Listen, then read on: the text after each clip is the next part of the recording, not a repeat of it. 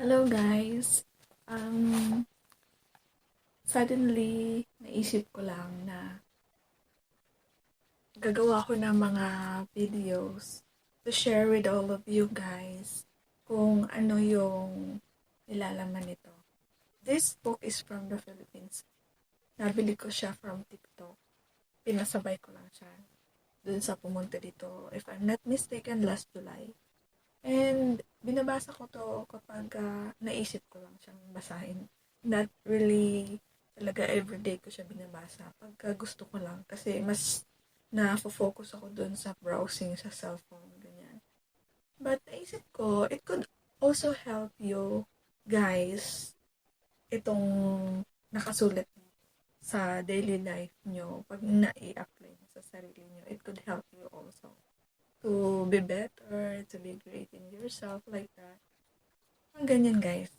Pero, in my future videos na gagawin ko, sharing with my own understanding sa libro na to, is,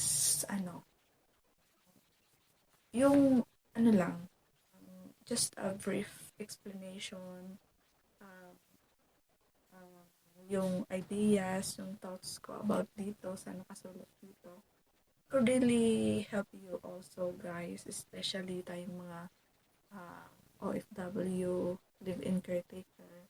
May makukuha din kayo dito na um, magandang i-apply natin sa araw-araw natin buhay. So, yun lang, naisip. Galing no guys. I will also share with you the ideas, the thoughts, the lesson, like yung mga ganyan. Makakatulong din to sa inyo.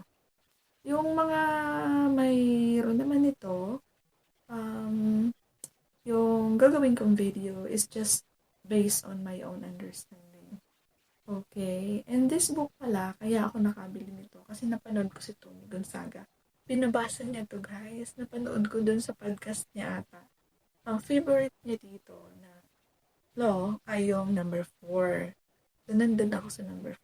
Yes, I also like it. Yes, guys. So, follow nyo ko at watch my future videos about it. Okay, guys? It could also help you big time.